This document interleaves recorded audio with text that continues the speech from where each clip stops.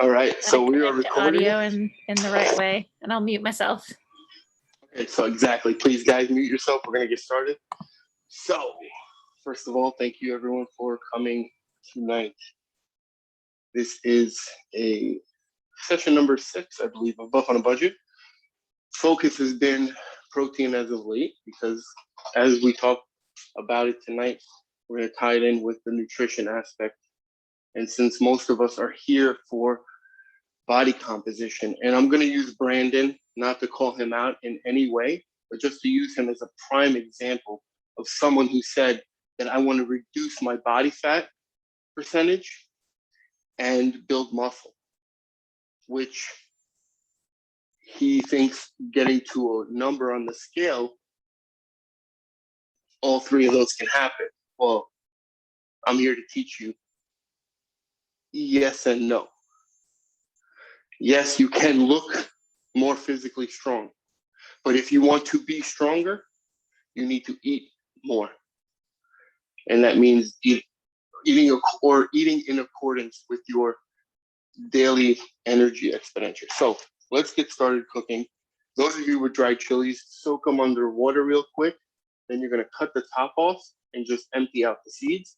Those of you that don't, guys, clean up your tomatoes, cut your onion and your garlic, and put it into a pan with a little bit of oil and salt.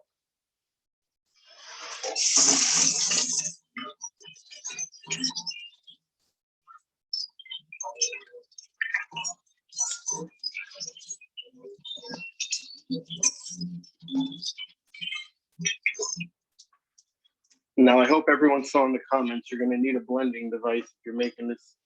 Now, if you just came for the nutrition talk, that's cool too. But if you're making the peppers, you're going to need some type of blending device. So I'm just emptying out all my seeds. This chili. How many jalapenos, Amir? So it's all going to be, again, like we talk about in most sessions, how spicy do we want it? How much are we making as far as quantity? If you're using 4 tomatoes, 5 tomatoes, I would say maybe 1 or 2 jalapenos, right? So I'm going to take my peppers here. Thank you. I'm going to take, so all I did was rinse off. The only difference in my process is I rinsed off my peppers and de-seeded them. So I'm just going to quarter these, make it nice and quick. Because again, we're gonna turn our broiler on, everybody, after you cut your tomatoes or whatever you're cutting. Do you recommend Romas? It looks like you got Roma tomatoes there. For salsa, yeah. We don't really want so much flavor of the tomato as opposed to the texture.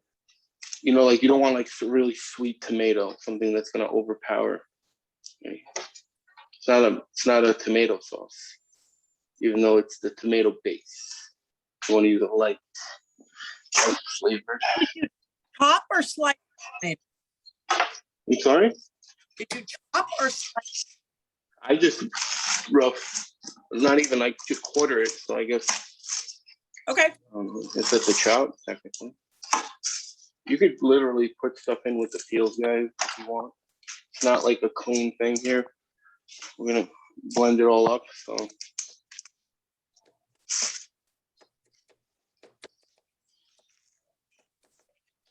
Amir, if I've got 4 Romas, about how many Serranos for like a medium heat would you say?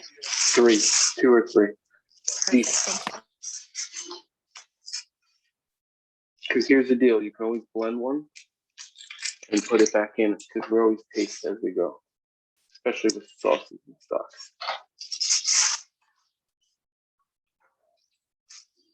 So I have my garlic, my chilies, my onions, and my tomatoes in my tray. So Amir, you're putting that in a pan. Did you preheat the oven, or are you like? So yeah, turn your broiler on. Okay. So the broiler doesn't need much time to preheat because it's just a flame. Okay.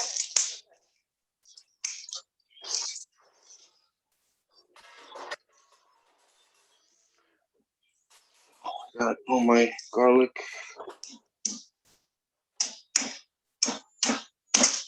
Oh.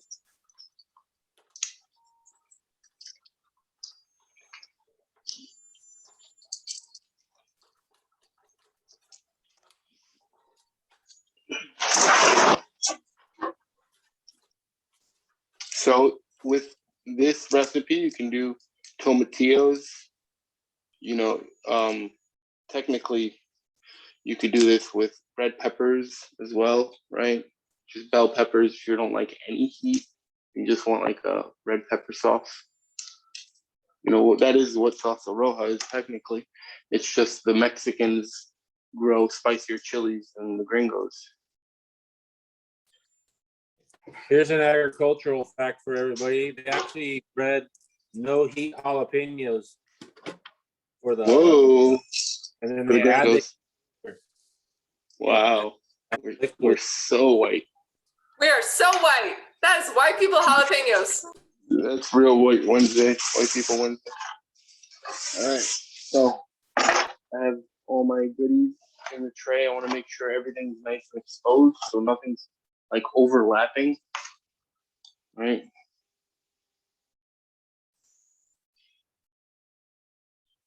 Right, the onions are face up. Right, the aromatic side of the onion. See, all the onions are face up. They're not like down into the pan because we want that fire to hit the veg. You know that whatever we're cooking. By the way, holy shit, Doug and Gina, I got so many good fucking recipes for artichokes. Oh my god.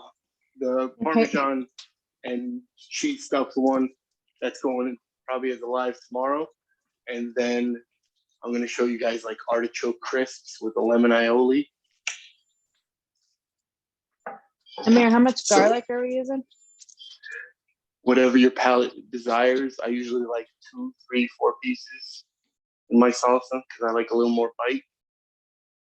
So 3 minutes, guys. It's gonna go 3 minutes in the oven.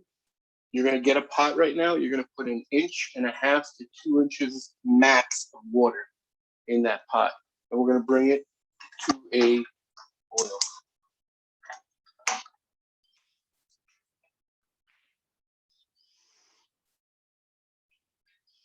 So your veggies should be in the oven.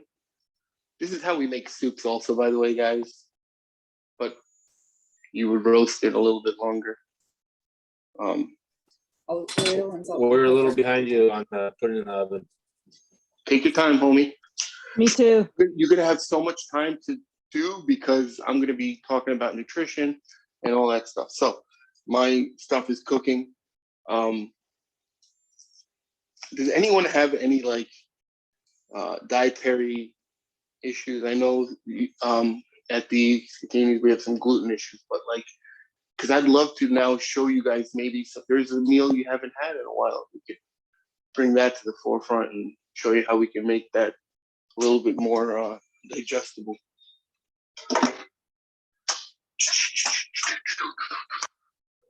I'm pumped. Gluten You and guys, dairy don't if love you- me. Oh yeah. No. All right. I don't know if how many of you saw, but I posted the other day, I got in my memories, this salsa roja recipe showed up from 2013. So you know I've been working this shit for a while. Like I was like, damn, whoa, what a coincidence, you know? But it's not. It's all connected for a reason. The fact that I took, like, how the fuck does that happen, right? So those of you who did put it in with me at the same time, you can check, just give a quick look inside, see what's going on with your peppers. I am a schmuck and I did not put any oil on mine. So I'm gonna change that right now. Make sure you put oil on your stuff before you put it in the oven. Otherwise, it's not gonna cook. So what's make going sure in you the salt oven under the Amir, you broiler put- is the tomatoes, the onions, peppers, garlic. Got it. garlic. You want us to toss them in olive oil or something before we put them in the broiler? Yes, any kind of high heat oil. Avocado oil, grapeseed oil, peanut oil, if you don't have any peanut oil or peanut allergies. Olive, not olive. Not olive. No. It's gonna burn. You're gonna smoke everywhere. So the water should be starting to bubble because it's only about 1.5 inches, right? We're not using a lot of water.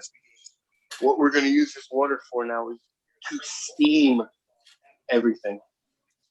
But because it's sitting in a little bit of water, right? It's not gonna be a hard and I'll put it. This is another video I'm gonna shoot. Will was asking about soft-boiled eggs, and I told him it's not about boiling them; it's about steaming them because steam is a consistent 212 degrees, and when you can overboil, right? Have you ever have your eggs really gray on the outside because they were cooked at too high of a temperature?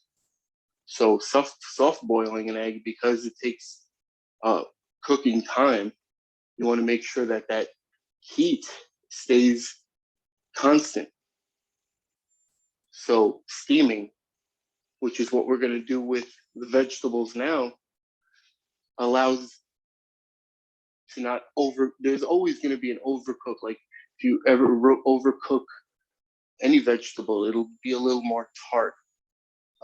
Coffee is a little more, you feel that burning, right? Anything in general can be overcooked. So my goodies are good to go. Oh, that smells nice. So those of you that want, you can now take your tomatoes only, put them in the water to let the skin, if you want to peel the skin off, if you want no skin on. I personally don't care because I have a Vitamix and it's gonna get that shit good. Sorry. I know there's kids, I'm sorry. So I'm gonna use the Vitamix, so I don't care about the skin. Those of you that don't have maybe as powerful of a blender, use maybe just, it's really not that hot. And if it is, ouchie, I don't know, put gloves on. Or use the tongs and peel this. No, tongs not gonna work. Suck it up, burn the calluses, build the calluses. No. So I'm gonna take all of my goodies that just cooked in here, and I'm going to put them into the water. You may have heard that go. Amir, can I see the color of them? Well, now they're in the water, but they're gonna get just a little black on the skins. I don't know if you can see it. You're not gonna be able to see it here. But once it goes into the water, it should be a little bit darker. I don't know if you're gonna be able to see my pot too big. Yeah, you know. No. Yeah, I know. And I am not one-handing this. Sorry. So the skin should be a little black.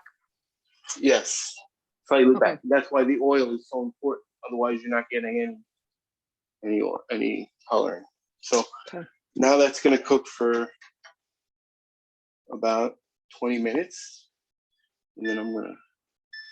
So, does anyone have any questions up to this point where we're at? So everything should be, if you're not there, on your way to putting things into the pot with just a little bit of bubbles on the outside, with tiny. We don't want bubbles everywhere. That means it's boiling. We want simmer. Once it does that, we're gonna cover it, so that way it stays at that temperature. Everyone understand? All right. I'm sorry? Only the tomatoes in there? No. If I'm saying the tomatoes were first, if you were gonna just peel the skins, if you needed a little more time to peel the skins, Got it. Glad you put everything in the pan. then everything goes from the pan. But if you were to need to remove the skins, they would have to go in a soft boil quickly to help that process. All right. Any questions before I move on? Because once I move on, I'm going to mute all. Okay, so what if you don't have MyFitnessPal on your phone? what I would recommend right now is for everyone to grab your phone and download MyFitnessPal or some type of calorie tracking app, because this is going to help you right away. I'm going to knock out the first action step for you guys. Okay? Actionable step is something for those of you that don't train with Will or are coached by Will, is something that he works. Make sure we work to give ourselves so we don't continue in the same bullshit loop. And nutrition is the biggest bullshit loop that most people deal with. And that is the voice of vision for Buff on a Budget. So the reason for Buff on a Budget and what is Buff on a Budget is understanding, hey, I'm going to eat the things that I love to eat, but I'm also going to need to eat the things that I need to eat. And I need to be able to learn how to tie those things together so I can do it for a long-term effect, because there are so many nutrition coaches or meal companies that you could use, but those are not long-term solutions. Instacart, yes, maybe. But even Blue Ribbon, something like that, you're going to eventually get tired of making the same recipes over and over. That's why Off on a Budget is learning how to make principle-based meals based on what your mouth is craving that day, whether it's crispy or sweet or savory or spicy. And then making that match with losing fat, building muscle, lowering your inflammation, reducing gut bacteria, whatever, those things, tying those two things together. And that's where the Buff on a Budget point system is going to go. So like if you're eating to maintain good gut health, maybe you're in the red Buff on a Budget diet and you need to earn as many red Buff on a Budget points as possible. If you're working to get lean muscle tissue, then that's blue, because blue is for buff. And if you want to be lean, lean is green, right? And if you're a vegetarian, then you're pink, because, so not as strong of a color. Anyway, and that's what I want to be able to show you guys now. So I'm going to switch my screen over to the presentations of what we're talking about. And then we're going to fucking rock this shit.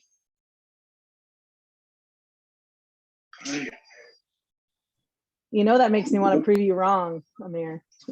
Okay. Prove me wrong. I'm going to show you how. I'm going to help you out. Can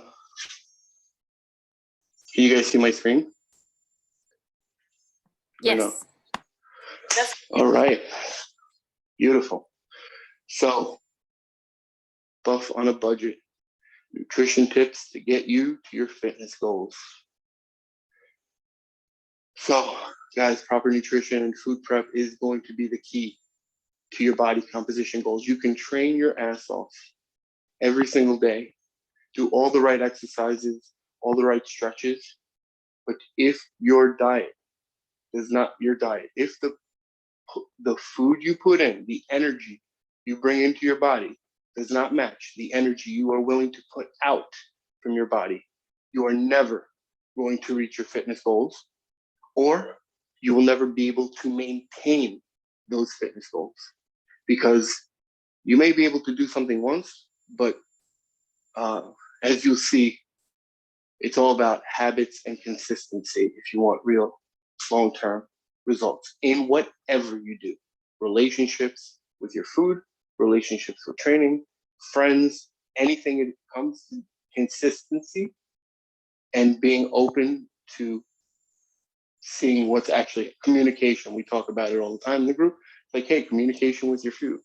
If your food's making you feel like shit, it's telling you something, okay? So, what are the most people going wrong? knowing the value of their food, what we talked about, buff on a budget style. So when to eat, what to make, how much of it to make, what are proteins, carbs, fats, and sugars. Like those are the things that make up your diet, right? Macronutrients, and oh shit, I'm dead. So sorry, I'm trying to pin it. So you can see, right? Everything has a value. Macronutrients, right? What is 4 calories, right, of protein for 4 calories of carbs and 9 calories of fat. 1 gram of fat, right? 9 calories. So 15 grams of fat equals 135 grams of fat. You guys can see the breakdown, right? So if you're eating 4 ounces of steak, right? And I'll show you in the next one, for example. Let's see if I can, 1 second. Oh, here we go. Oh. This is so cool. Once I get this. Why is it going? Sorry, guys. See? Always gonna be bugs. So as you can see here, every single steak has a different caloric and protein amount based on the cut of the meat. So for example, and why I showed a New York strip, for example, because it's leaner than, let's say, a ribeye, right? Or a beef liver, right? So you can see how we go back, right, to value points, right, is now how many ounces of ribeye can I have versus how many ounces of New York strip can I have versus how many ounces of ground beef can I have versus how many ounces of chicken or fish or whatever, based on how much fat, carbs, and protein I need. And you're like, what the fuck? How the fuck am I supposed to figure that out? Well, over time, excuse the language again, sorry, Harold. It's going to be over time. So, like, make the same steak a couple of times. Make the same fish a couple of times. Track it a couple of times. Not See fucking what? Yeah, sorry. joke. Right. It's okay. I know. All right. The kids aren't in here anymore. You're good. All right. So, right, start learning the value of what you're eating, what you love. How much is a donut? How much is a scotch? How much is a bagel with lox and cream cheese? How much is a bacon, egg, and cheese? Start, right, like Weight Watchers, right? They have their and over time, right, through, hey, maybe you guys will be the guinea pigs of learning and tracking. Okay, New York strip is 4 blue points because it's a very high in protein, but leaner than, let's say, maybe a ribeye that's worth 2 points for 4 ounces because it's still very fatty. So learning how many points, well, for you guys, how many calories, first of all, you need, and we're going to talk about that right now, and then how many grams of protein we need, and then how we fill it, the rest in calorically with carbs and fats. So remember those values, right? 4, 4, and 9. 4 protein, 4 carbs, 9 fats. So eat more protein in every meal. That's going to be the #1 way to start building lean muscle tissue. It'll help boost your metabolism and reduce your appetite so you don't have as many cravings. Those of you who are with me still, let's make sure our water is now covered. So let's everyone take our lid and cover our shiznit.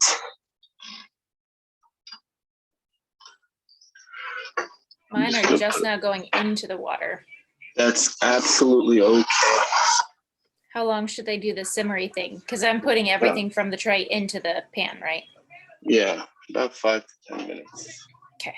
Once your water, if your water is boiled, then you should be able to just put it right in actually and cover it. Okay, so you don't need enough protein. Why? Wait, I'm sorry, Why? Amir, Yes. I have a question. Can So, you my wait, time out. Yeah. Let's please save the questions for the end. It Write it actually down. has to do with the salsa. Okay, I'm sorry. Go ahead. That's okay. So I actually had put mine in the boiling water. So, That's okay. And just cover it now and bring it to a simmer and lower okay, the heat. it got to a boil, so I need to reduce it and then allow it to simmer. Okay, got it. Correct. My fault. Sorry about that. That's okay. Okay, no problem. My fault. So, why protein? We want to know because protein is what rebuilds muscle tissue. So, minimum 3/4 of a gram of protein for most people. Sorry, that's cut off. So, when you meal plan, always think protein first.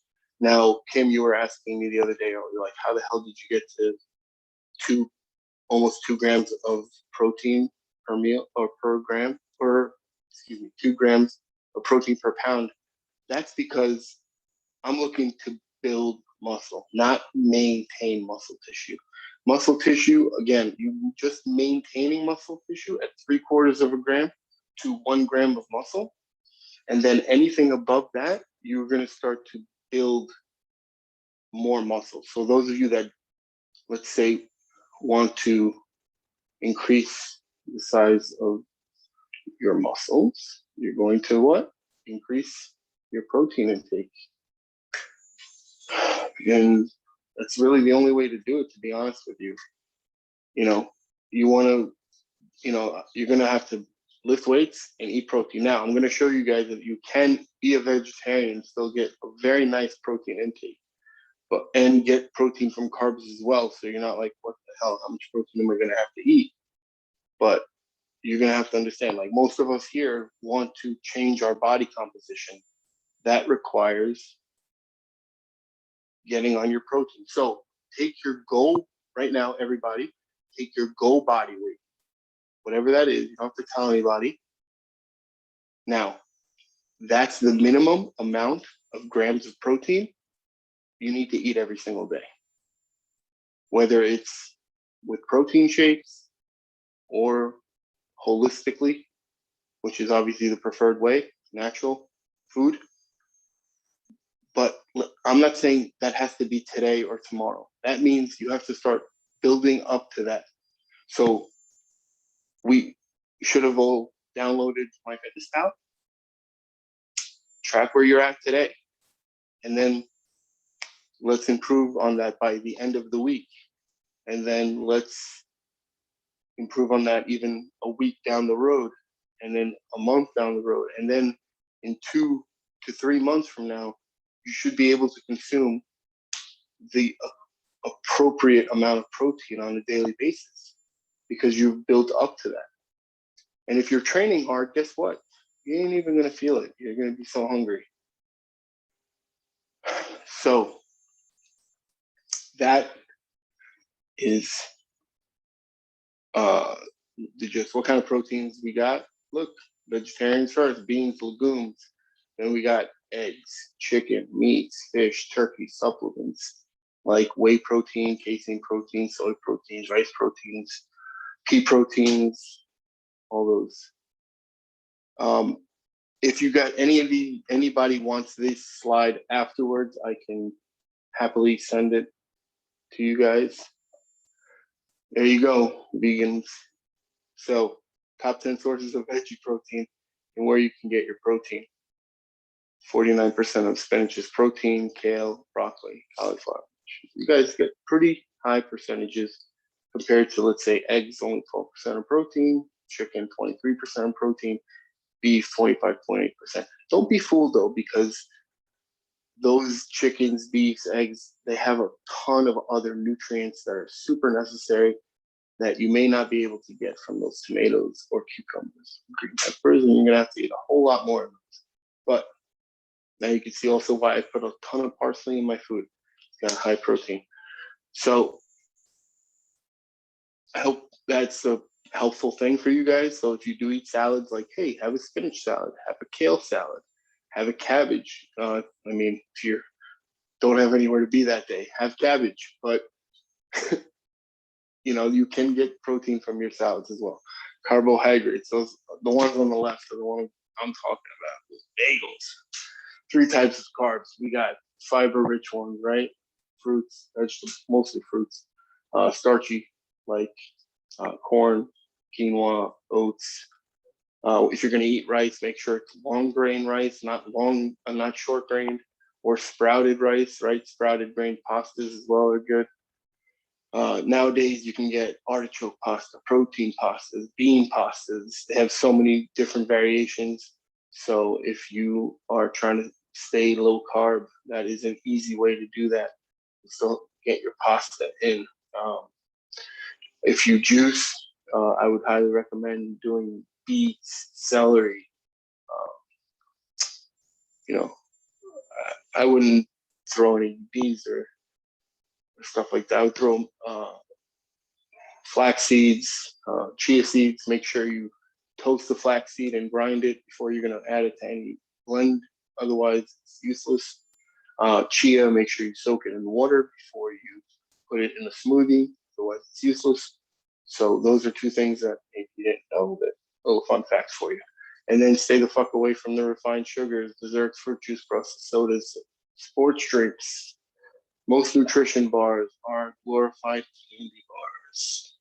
You can have something with dates, figs that are based, like they have those, I don't know what the hell they're called, but they're based with dates. There, you can find them at Costco. Next time I go to Costco, I will take a picture and post them in the bars. group. Yes, that's right. See? Boom. Okay, so let's replace sugar, refined carbs, and modern wheat with better choices. That's what Buff on a Budget is all about. It's getting rid of bad carbs that are the most unhealthy aspect of modern diet that raise your insulin, which force you to be insulin sensitive, which means every time you eat sugar, your shit goes through the roof, and then you cannot do stuff because your cortisol levels are too fucking high. So make sure it's low in nutrients, high in fiber. That's why fruit is so good. Dude, literally you can have a whole ice cream, use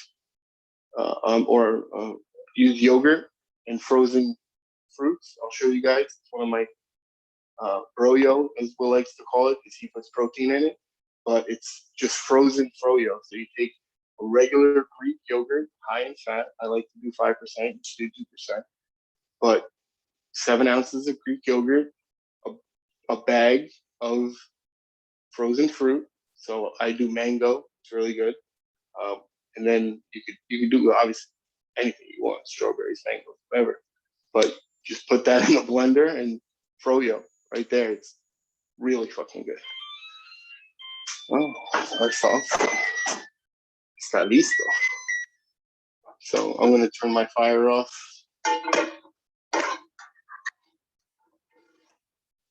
Let that water cool down a little bit before I put it in the blender, because if you put it in the blender when there's too much fire, it's gonna blow the lid right off. Just a little fun fact for you kids. So let's limit the flours. Can you bagels, repeat pizza, that chips. about the blender? Hey, Amir, Yeah. I don't know if I'm the only one, but I can't see you. I only see your. Yeah, because I'm not. All I'm saying is take the thing off the fire. Okay. You need to see that. No, not necessarily. I mean, you're giving other instructions. So you're giving other instructions, and I'm like, what is he doing? Whatever, Amir. We're working on listening skills, Kim. We're working listening skills. That's So funny, we're just Kim. taking the pot off the fire and taking the lid off so it can cool before we put it in the blender. Because if we put something too high of heat in the blender, when we put the cover on, shit's gonna explode. Okay, so back to business. I was just kidding. I love you. Don't eat sweets. You guys can read and you guys can see. Those are sweets. Now, do not, what is it? Don't eat them. We're all going to eat them, but hey, be mindful, right? We're eating towards something. I am sure Gina can figure out a recipe that's gluten-free and dairy-free for all those things up there. She has done a pretty good job so far with everything else. So, Gina, you're Yes, on I that can. department. Yes, I That's can. right.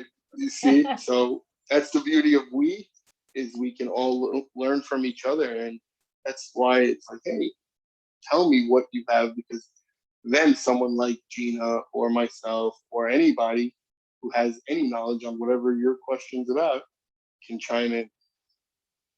So we spoke about choosing healthier carb sources, vegetables, fruits, sweet potatoes, right? How do we choose? What does that mean? So like, okay, instead of having chips and dip at night, have carrots and hummus. You know, Will loves the ants and marching, whatever. He puts cream cheese with everything bagel seasoning on his celery. Like, let's discuss where you're having issues closing the gap. Is it your snacks? Is it your breakfast?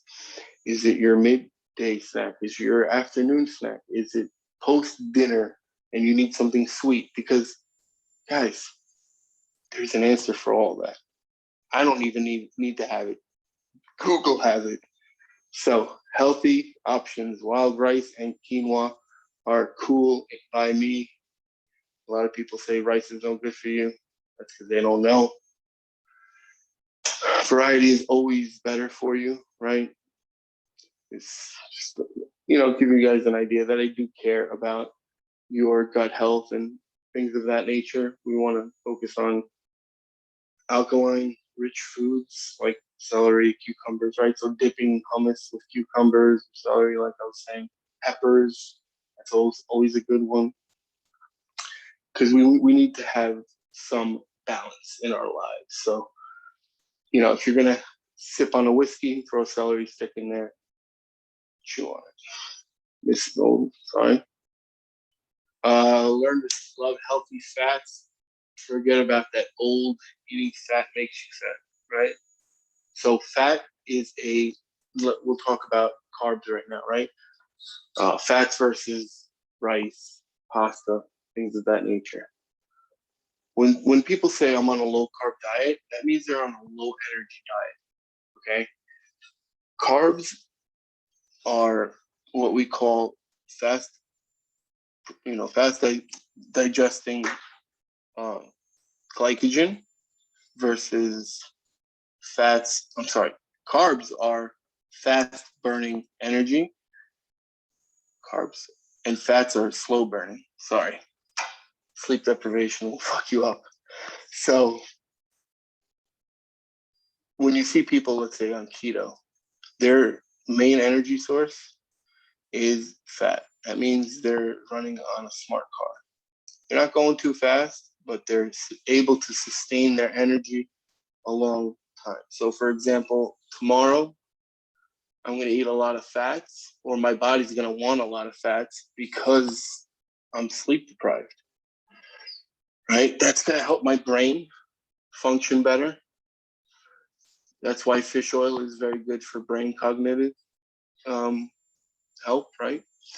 But what it does is it's like a slow burning candle versus a fast burning candle. So if you're going to do a high intensity workout, you would want to replenish your body with a donut, for example, because it's quick digestion, high in sugar. You just depleted your body with a ton of sugar, or depleted a ton of sugar from your body. And so that's where we talked about food timing. That's where you start to sneak those things in, right? Where it's like, shit, I haven't had a piece of cake, or my birthday's coming up, or it's Thanksgiving and Tanya makes the best sweet potato pie you've ever had, and I want it, and I know it's like fucking 500 calories a slice because it's all butter and sugar. But guess what?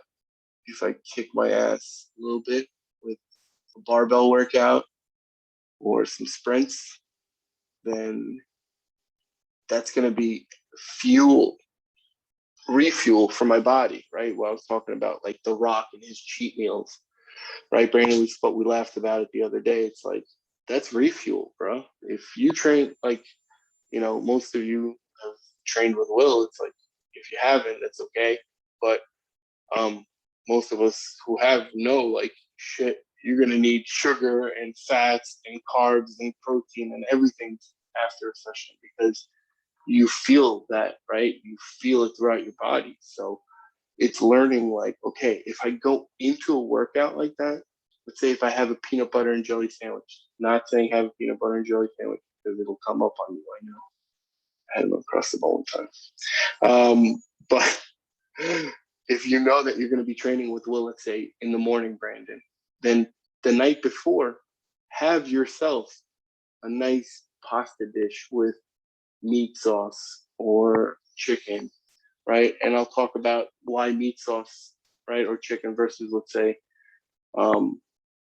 having a steak, right? Because when we break down food, sometimes it takes days for something to break down in our body. And you're talking about a steak, right? That's going to sit for about 3 days in your stomach before it digests. So if you're going to eat before a workout, make sure it's something that's digestible. Don't be like this kid that walked into my gym one night and he ate a meatball hero. And then after the second round, he was in the bathroom. You know what I mean? So it's like, understand not just what you're eating, but what you're eating it for, when you're eating it, right? Because if you have, Alyssa, you're going back to work, right? You're going to need more fats in your diet than you will carbs, because you're going to be at work all day, most likely not having an opportunity to eat, right? So how do you sustain your energy levels? Well, and it's not the worst thing, but maybe taking coconut oil with you to work and taking a teaspoon and just taking a little bit throughout the day. That's it'll help you because it's calories, and B, it's fat, so it'll again fill you up and keep you full of energy. So learning what is appropriate with not just your goals, but with your day. And then, of course, or before all of that, our nutrition restrictions like allergies, or if we're vegetarian. Oh, that's pretty in depth as far as like energy wise. But that's where when we're talking about calories from fats and carbs. That's what we need to focus on. Well, why do I need carbs? Well, because I work out 5 days a week. So shit, I'm gonna eat rice every night. Trans fats, obviously, we want to avoid because they are hard for our body to digest. And that's when we start to feel not good. We start to eat these refined vegetable oils, corn oils, and canolas. They're really not the best for you. And high heat, right? High heat. So frying is not really the best thing for us. And again, that's not something I really need to tell you guys. 100%, this is probably the first thing I tell all my clients: ditch sweet beverages, fruit juices, stuff like that, because you're taking in liquid calories, and that's cheating you of cakes and cookies and all the other things that you could be having instead of a stupid can of soda. So if you like soda, start working towards maybe a flavored seltzer. There's so many good ones on the market now that are 0 calorie. If you don't like soda, You want flavored water? Now we're coming into summer and spring is today. Hey, let's start putting fruit in our water, right? So cucumbers, pineapples, mint. I'm gonna have a beautiful garden hopefully here, but you guys, especially California people, you guys get beautiful fruit. So like, hey man, put some strawberries in the water and with a little lemon. That's delicious. And then once you see that the strawberry is dissolving, you can get rid of it, or they sell little cheesecloth things that you can put in the water so it doesn't break apart. Food prep. Here we go. Meal planning, menu planning. What are we doing? How do we prepare food in advance? So this is the thing I would say to everyone is on a weekly basis, sit down with people that you eat with.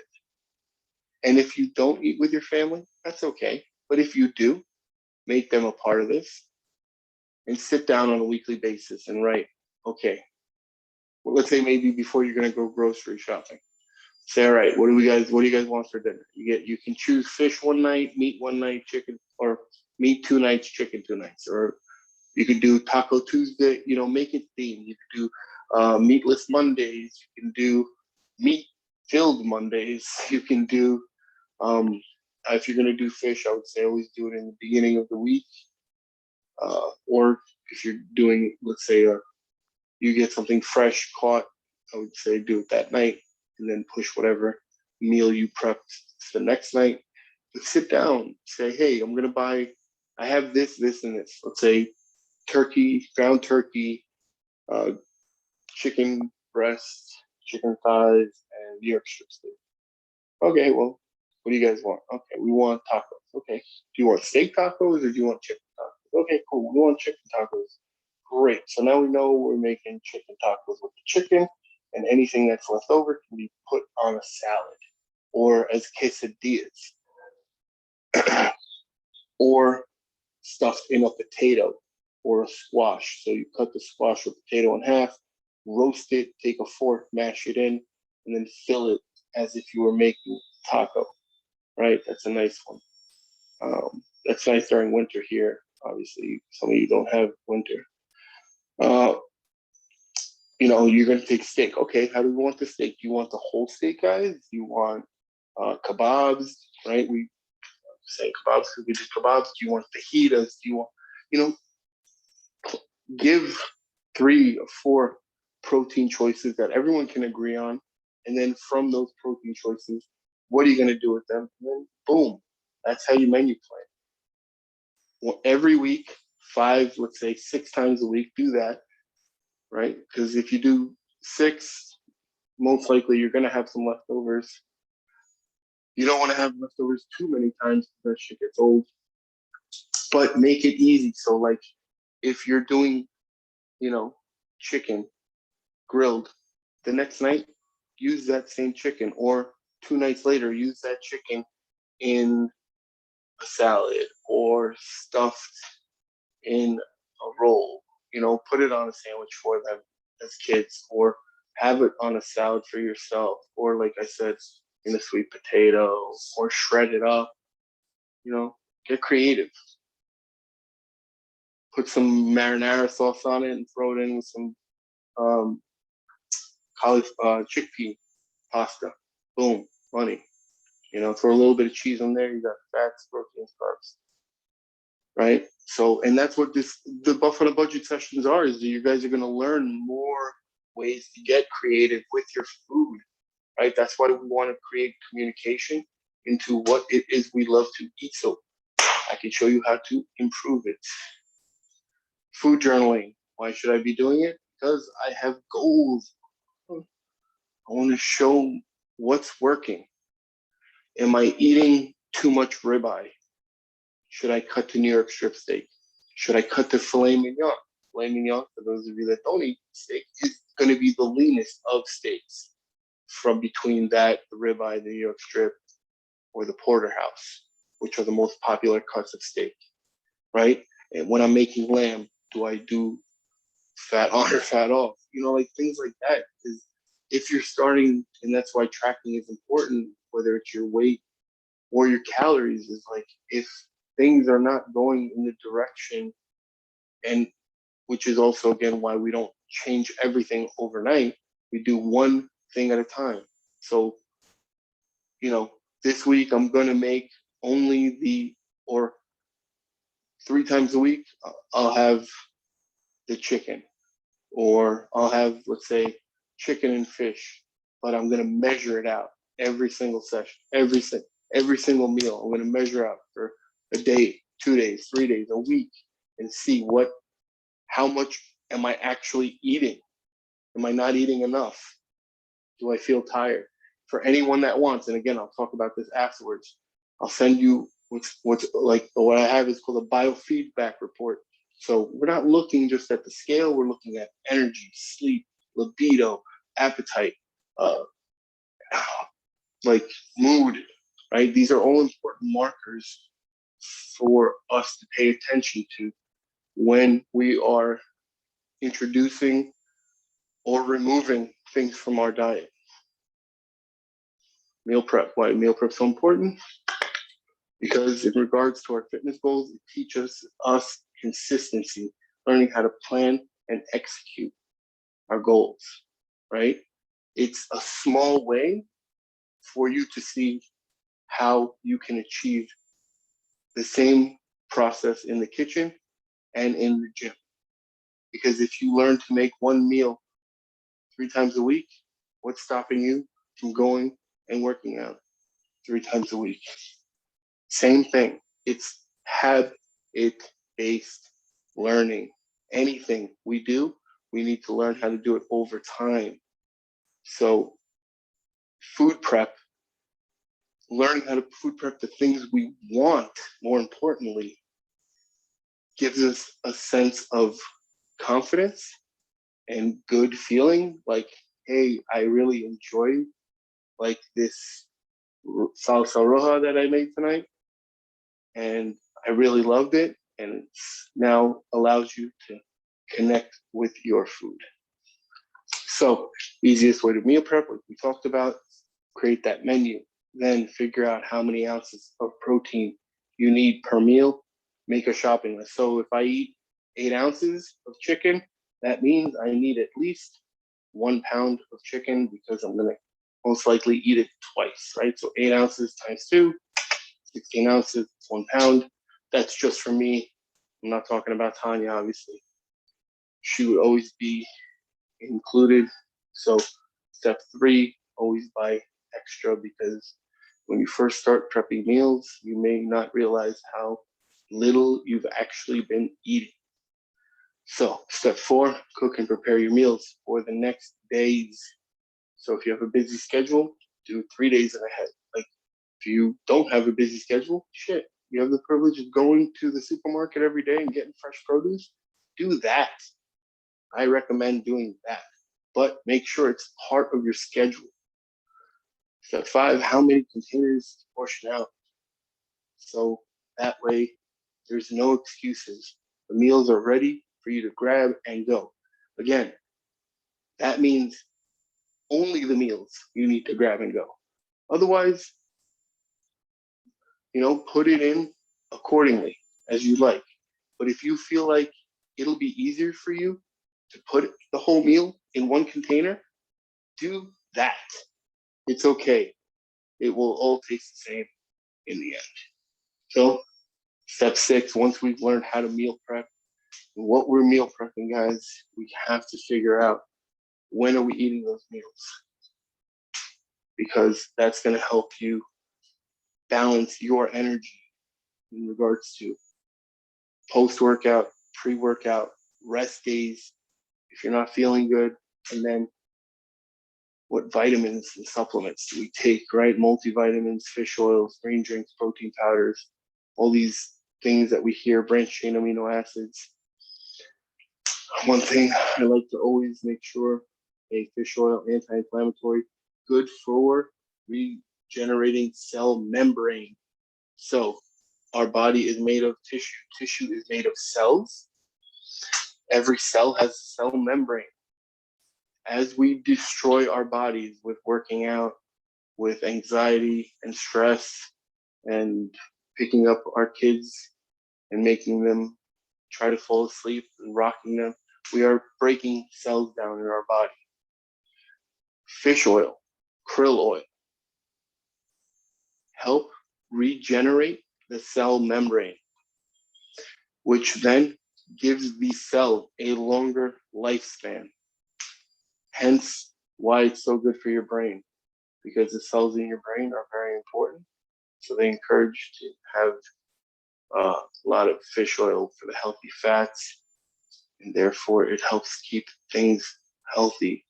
But that goes for your whole body. So eat lots of fish, or take fish or krill oil. Green drinks, multivitamins, all that stuff is good. We can talk about that later on. Protein powders, as far as depending on what your stomach can handle. Obviously, grass-fed whey isolate is going to be the easiest.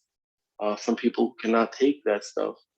As far as stomach issues, rice proteins and pea proteins are recommended. Brown rice protein, a hemp protein, they're a little more expensive, but it's going to be an option. So if you're not a meat eater, again, there's no excuse why you can't get protein in. And something I am extremely lacking right now is quality sleep. If you want to burn fat, build muscle, whatever, you gotta sleep. You gotta, we all know this one, turn off your electronics. Who's doing that? Some kind of fucking primer feeder, right? Hey, right? Perform some stretch before you go to sleep, breathe.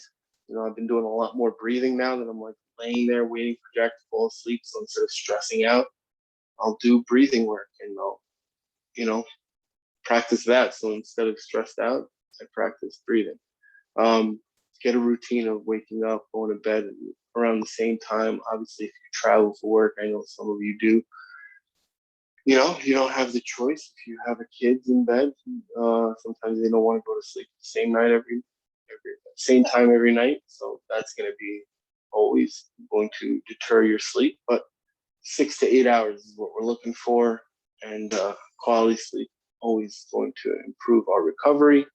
And that's when transformation happens, guys. When the hurricane comes in and destroys the town, right? The workout, whatever the stress is, it's the recovery process, the rebuilding process is when things get stronger, right? So just to give you guys an idea, body types, right? We got ectomorphs, endomorphs, mesomorphs. Based on your bone structure, limbs, you may need more protein. Most people, mesomorphs, right?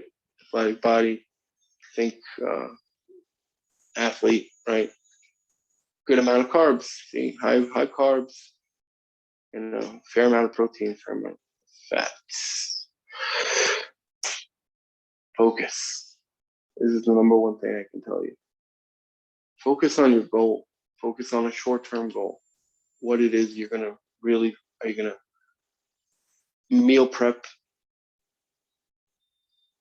and get good at meal prepping and then see where that goes? Are you going to food log and see where that takes you, right? Whatever it is you're gonna focus on, do it for the next month and then build on it, because, right, we repeatedly do. So eventually you need to figure out some way to learn how to food journal, so you know what you're bringing in, right? Those buff on a budget points. And that's where I'm here for you guys to help you guys with that. We got meal prep, right? Learn how to plan, shop, and cook. Eating your protein in every meal, like figure out how many calories, right? Talk about knowing your food value. slow down when you eat so you're not as full. You give your body time to work and digest while you're eating. Eat what brings your king, right? When you have something good that happens, eat it. Like eat what you want. Something happens good in your life, you're celebrating, someone's birthday, fucking eat what the fuck you want. But eat in accordance with what you're also, trying to do. So if, you're having a big birthday bash, there's going to be lots of cake and sweets. And hey, don't eat cakes and sweets for the week before. And keep your sugars low because they're going to skyrocket and guess what? It'll make your stomach force you to get it out quicker. And we all know that's not pleasant, but that's just how it goes when you eat like shit. You get old. Does anyone have any questions?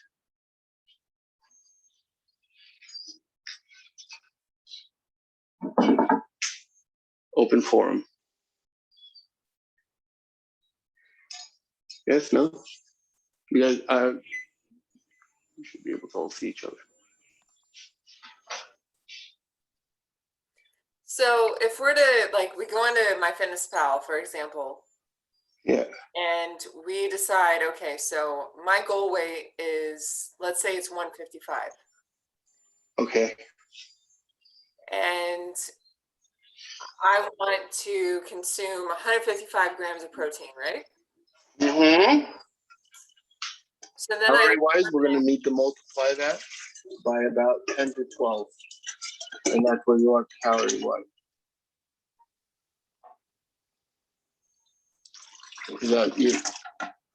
And that's how you would figure out the rest of that equation. What? What? Spell that out. Like I have no idea. So 155 grams of protein, multiply that by 4. Because that's how many, 1 gram of protein equals 4 calories, correct? Got it. Yep. So 155 multiplied by 4. Okay. How many calories is that? 620. Beautiful. So you're going to need to figure out, based on what your day is, the rest of that with carbs and fats calorically. Where are the rest of those 900 plus calories coming from calorically? From carbs and fats. Does that make sense? Yes. So the thing that I like, the standard that I've heard is like 40% protein, 30% carbs, 30% fat. And I don't necessarily think it's that rigid. I think it has to vary by individual. And I don't know how to define it by the individual. So this is what we're talking about. So based on the individual, are you a more active person? Is the front end of your week more active than the back end of your week, or vice versa? Okay. So Brandon played a full day of golf yesterday. He would have been very beneficial if he would have had a low protein, high carb, and high fat meal Friday night. So that way he would have all that energy to burn the next day, both for power on his swing and for longevity throughout the game. Does that make sense? Because high carb, and that's why there's no standard. Sorry, that's why there's no standard percentage. It's figure out your protein intake, and then your percentages for your carbs and fats are going to go based on what your day is. If you're going to have an intense workout with the leggy ladies, shit, you better carb up, or you're going to feel like shit during that workout. You're going to have no power output because carbs is power. You want to generate power, you need energy. You need energy, like quick energy, you need carbohydrates. You want slow burning energy for a long ass day at Disneyland with the kids, eat a high fat diet. Okay. Does that make sense how you figure out those carbs and fats? Totally makes some sense. And the other thing that is interesting to me is, so like timing wise, let's say that the workout is at 6 p.m. So is the carb consumption, like I start to think about carb consumption 24 hours prior or 12 hours or 8 hours? Like when do you start to think about that? Fat is slow digesting. Grains and stuff like that is fast processing. Okay. So if you drink a chocolate milk before your workout, I'm not saying do drink a fucking chocolate milk, but I'm saying it's got a lot of sugar in it and it will digest quickly. Hence why protein shakes are really good pre-workout, because a lot of them have sugars in them, right? And they go down quickly, so they digest quickly. Same thing with post-workout. Why do you have a protein shake post-workout? Or they make carb shakes Yeah, yeah. that you have pre or post-workout. And that is exactly why supplements are so popular in the market, because this shit, what we're talking about right now, is so hard to figure out. So that's why they sell you the pre-workout and the post-workout and this protein and that protein, because it's so easy, because most people get so lost in this conversation. So And that's where yes. like the beauty of what you bring is like whole food stuff. So if I'm coming here and I'm like, you know, I don't want to do shakes. I want to know how to prepare myself for my ladies workout. Like it's the day before, I'm going to meet with them at 6 p.m. How do I do this? What do I eat? Like, what's the right food? How do I gear myself? What's the right food? This will only happen through experimentation. As you learn, as you understand what carbs and proteins fall under which category, right? Mm-hmm. You're going to have to learn like what your body responds to. You know, some people don't do well with a pre-workout shake and do better with a post-workout shake. Some people do better with eating a heavy meal the night before the workout. Some people do better with a meal before the workout. That's where this is Kung Fu. It's the art of you. Like I can't tell you what to eat. I can guide you and give you principles. Sure. Right? And you could be like, oh shit, steak with chimichurri is really, really good, but it didn't really sit well with me. And that's what I talked about in that session, is you may need to cook that steak longer, or you may not be able to eat steak, and you may need to eat ground beef for however long your body learns to break that food down, because you can't eat ground beef, like, or whatever it is, milk, gluten, throw it out. You know what I mean? It's like each of us is individual. Each of us has individual goals. So if I feel really freaking good after this, for me, the sludge was really, really good pre-workout. Nice. Because it was enough, but it like was fast dissolved. Because it wasn't water, it didn't just go right down. It still was a fast processing isolate protein, but in the way that I consumed it was slower versus just drinking it, right? So little things like that are only going to happen through time and trying it over and over and over and doing it, And that's why I say do something now, one thing, and be consistent with it. And then be like, okay, and that's why I say, hey guys, for those of you that do want to, and work through a process of like filling out a food log, filling out biofeedback forms on a weekly basis, then that's going to be that's the full buff on a budget service, right? Where it's like you guys get to like learn how not to just cook the food, but how we can apply it.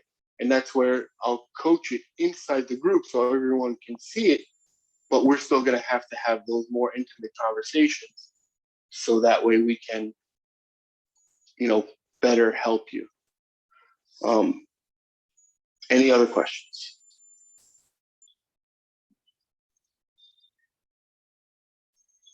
Everybody should have their salsa in their blender if you're ready to go. And then I'm going to let you guys cook off your chicken. I'm sorry? Water too. Yeah, as much as you like. I'm gonna make a good amount of salsa, so I'm gonna empty some of those water out. I'm gonna put in about halfway, about 8 ounces.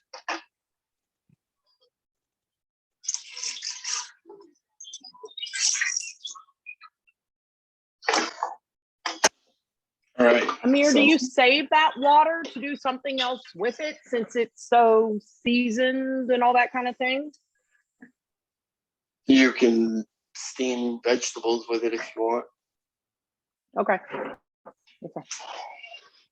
That's some veggie broth, Yeah, there you go. right?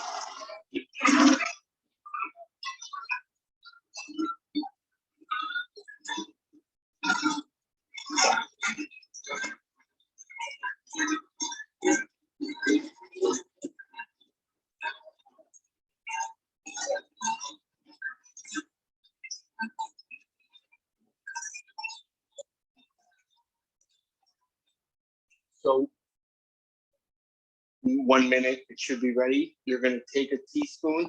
You're gonna taste it. You're gonna see, does it need salt? Does it need pepper? Like, where are we? Right? Oh, that smells fun. Look at that. Salsa.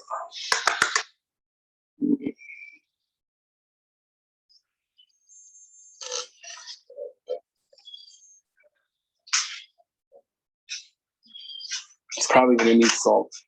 Okay. Most likely, guess. That is good.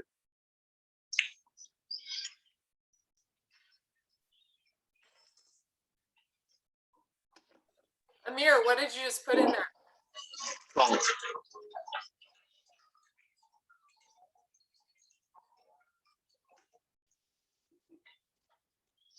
That smells fantastic.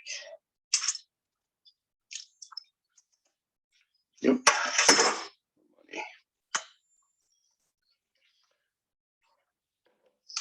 So here's the deal. Wherever you're at with this now, you can choose to keep this as is. You can use it as a marinade. You can top your chicken off with it right now as we cook your chicken. You can cook it down even more and thicken it, right? But I'm gonna keep it this way. Just because I like quantity. But again, what's nice about this is you can use it for tacos tonight or over your chicken or steak or whatever. You can then use leftover and marinate you can put vegetables and marinate the vegetables in them and then bake those off. You can literally just take the sauce, thicken it, and just use it again. It'll have a completely different flavor. So taking something simple that can last a solid 10 days in your fridge and using it multiple times. And it's really good salsa. So guess what? It usually goes pretty quick. That's why I used 8 ounces, because this, it may look like a lot, but this will be gone probably 3 days.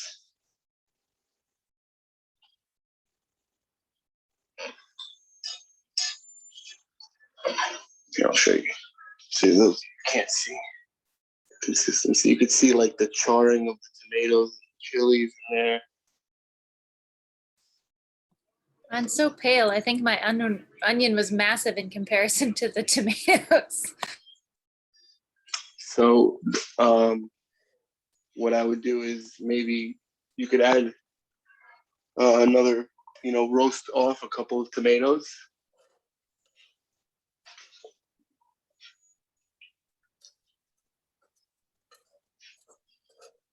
I didn't see add those. anything I missed it in the description about using dried chilies. I have those, but I didn't have time to prepare them. So I guess I could.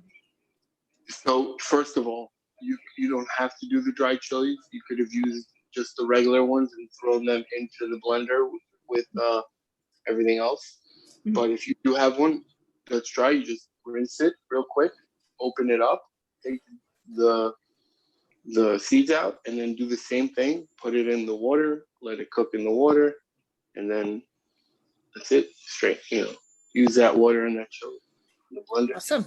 Thank you. That'll definitely bring up the color for sure. And that's, I should have been a little bit more specific, but that's why it's, first of all, important to roast them, but more important to have maybe dried chilies, because that water really gets a nice color from the chilies and the tomatoes. And again, it all depends, guys, how many different colors of salsa there are, No problem. Thank you, Chris. Appreciate you, brother. Yeah, so don't worry about the color. It's gonna taste good. You know what I mean? It's delicious. Thank you. Guys, everything's gonna have to be seasoned as well. Like, so don't think like, oh, I put it in the blender, it's good to go. You gotta season the taste. So if you need more salt, add more salt. If you need a little pepper, add a little pepper. If you need a little more garlic, add a little more garlic. And so That's why they make dry spices. we saw you Yes. season, like when you turn around, you're like, and you poured a bunch of stuff in. It's like Salt. Just salt. pepper. What was it? Nope, just salt. It was salt. Okay. Yeah, that's it. Okay. He put some magic in it, Kim. And some what? Magic. Yeah. Well, I mean, Amir has that. I do believe that there is that. But No, normally I'm here, but for the blender, It's a mere magic.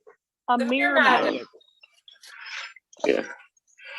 I don't doubt that for a second. Okay. How we doing, everybody? Katie, Brandy, you guys looking good over there? Awesome. Dawn, Sarah, I love it. Love it. Thumbs up everywhere. Yeah, awesome. Any questions, guys?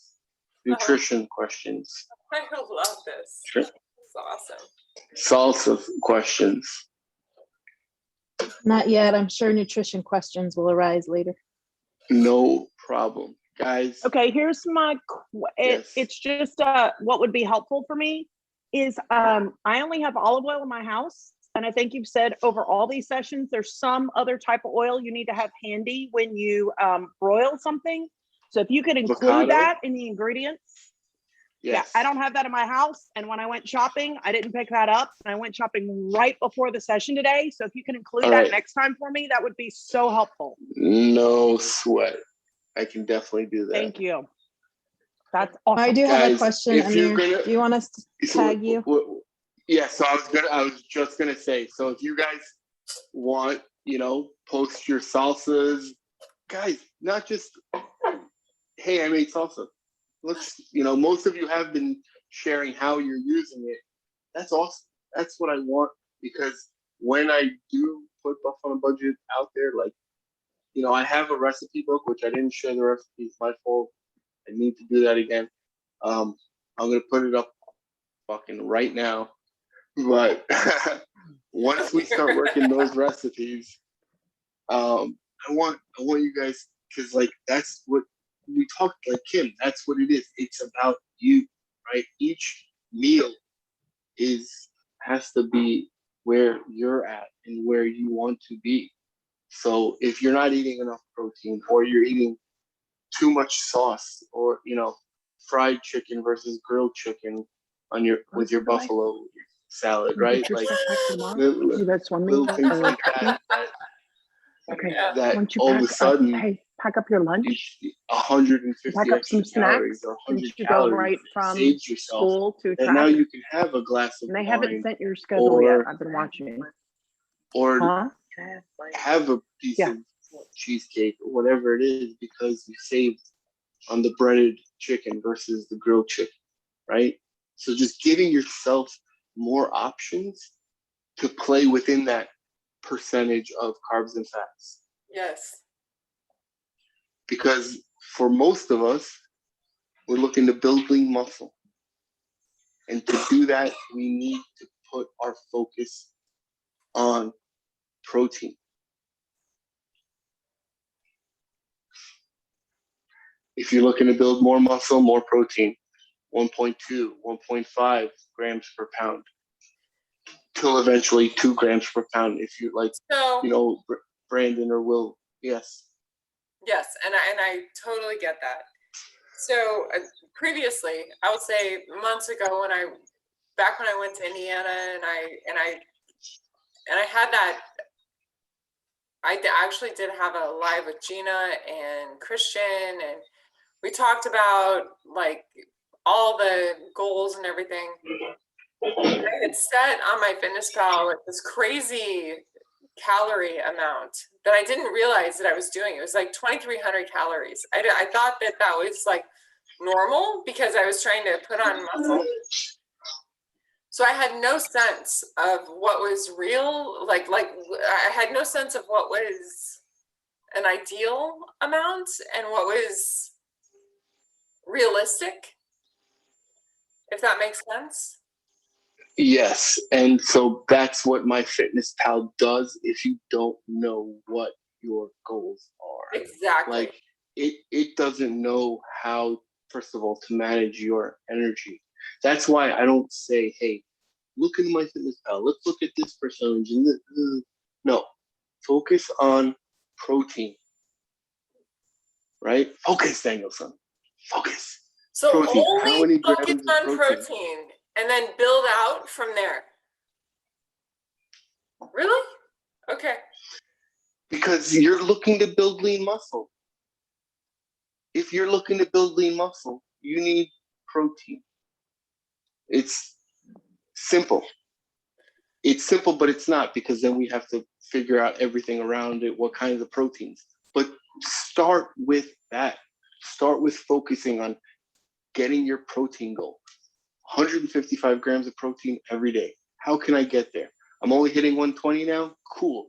A scoop of protein at the end of the day will fucking bring you right to that number. You know what I mean? So first figure out how many grams of protein you're eating. Don't worry about how many calories you're eating, how much sugar, how much fat, how much alcohol. Because guess what? Alcohol, that's a whole nother motherfucking lot. Because that shit really fucks you up. So something else. I love it. Gina's like, Yeah, for sure. But something else I want to ask you though, like, so if my baseline, if I'm just maintaining, I'm not working out, I'm not doing anything, and I say I want to get to 155 pounds, then 155 grams of protein, okay, right? Like that's kind of what it is, right? But then I start to work out, and then Monday, Tuesday, Wednesday, Thursday, Friday, Saturday, maybe I'll have Sunday off. Like, what are my protein requirements? Like, what is it? Higher. Or be fucking consistent as hell. Like, the more you work out, look, if I'm going to lift 500 pounds on the bar, I'm going to eat more than I am if I'm going to do 135 pounds on the bar, whether I'm working out or not. Right? It's like, shit. How, I'll give you the best example. When I was working towards 550 on my deadlift, Friday night, I would have huge chicken parmesan dinner. And then the next morning, I would be down like 5 pounds because I kicked my ass so hard between deadlifting and going to jiu-jitsu that chicken parm with the pasta was like, my body was like, thank you. Versus, and I'm not saying it's not tough, because it is really tough. Like, I can't walk today. But when I use 25 pounds in a workout, that, even though is taking a lot out of me, because I'm forcing a lot of more muscle to work, therefore it forces more protein in, versus if I stand there and do bicep curls. Does that make sense? It does. So the more energy, the more connection, the more muscles are being used, the more weight is being lifted, the more protein you have to eat. So 1 to 2 days prior to an intense workout, and intensity is subjective. Like, you have to fuel up, right? Like, you have to be consciously fueling up. 1 to 2 days prior to anything that is happening. Like we prepare for the workout well beyond, like at least 24 hours prior, right? Like that's Yeah. thinking. And so we are fueling up because we know in 24 hours we're gonna work out with Will, or we're gonna go and we're gonna get a drill. We're gonna all this other stuff. So we have to be prepared. And so 24 hours in advance, we have to start thinking. I've got to start thinking, right? Correct. And it's Well, you don't carbohydrate. have to, but if you want the most, if you want to, you know, the most out of it, then yeah, of course. But that's anything, not just a workout with Will. If Brandon has a full day, if Brandon has a 17-hour day of traveling, Yeah. meeting with clients, and then traveling back home, that's just as fucking important. More important, because that's his fucking how he brings money into his family's house, you know? Right, right. So shit, the workouts, that's easy stuff. That's quick dissolving glycogen, high protein. Figure out the other shit, how your body responds to food, when your body's tired, and what to eat, when your body has a lot of energy, how to bring it down. Like, figure that out. Good luck with that. You know what I mean? That's the stuff that's hard. Figuring out a pre-workout, drink a protein shake. Post-workout, you know, like, it's quick dissolving, so that you're right away giving the body what it needs. You know, I'm not. Have a good night. Thank you. But does that make sense? Oh yeah. So don't overcomplicate and be like, I need to plan 24 hours in advance of my session with Will. No, fucking eat how much protein. Focus on protein. How much protein are you eating? Then what protein are you eating? Then how does your body respond to that protein? Then what time should I be eating that protein? We could like dissect this like a fucking fine-tooth comb. But the only way to figure it out is by doing it, by eating, by tracking your meals, by using the biofeedback reports that if you want, I can send you. And then you're like, oh, okay. On Monday, I felt like you'll see the questionnaire and the biofeedback. I'll put it in the group. I don't care. So that way everybody can have it. But the idea is fill those out, because if you track it, then you can measure it. But if you don't track it, then you can't measure it. Then you could be like, okay, I felt good, but then you're not going to remember on Monday, this. Track it. Write it down. Like, fucking, you're an editor, right? Like, you should be tracking. No. Right. Editing your meal prep should be no problem. So what we'll do is next week we will do knives, guys. And then we can also, besides recipes, we can all work on learning how to menu plan, right? Quantities and portion controls, how much to buy, how much to cook, how much to put away, right? I want you guys to learn how to, because that is part of the buff on a budget, is not just the science of it, because the science, but now how do we, application wise, right? How do we apply these calorie, carb, protein principles into our day? Yeah. Because there is no standard. That's fucking mythical. I actually really appreciate that it fluctuates according to demand, right? Like it fluctuates according to individual scenario. Energy. Whatever Just, demand. Yeah, exactly. How much energy are you putting out? I love you that. have to manage that. I love that. Yeah. No, I appreciate that. My pleasure. Any questions, guys? Thank you, Colleen. Colleen is guys, popping off. I am as well. All right. Thank you, Amir. Shredded chicken. Oh, Nice. good. On the iPad now. Brandon's a champion at spilling his food when he shows it to the camera. You know what? Future Every- reference. Tilt the camera, not Do the food. Not the food. Yes, exactly. Tilt the camera, not the food. Thank you. That's hilarious. I love it. Guys, thank All you right, let's- so much for allowing me to share Right, Tina? and practice with you guys. Thank you. Amir, Really appreciate it. you are so, you've got, yeah, like this is gold. It really is. Like Well, it's It's cold right now. We gotta mine it for pressure Got until it, the dude. sand becomes diamond. Yeah. Have a great night, guys. Good night, Thank you guys. so much. Thank you. Bye. Night.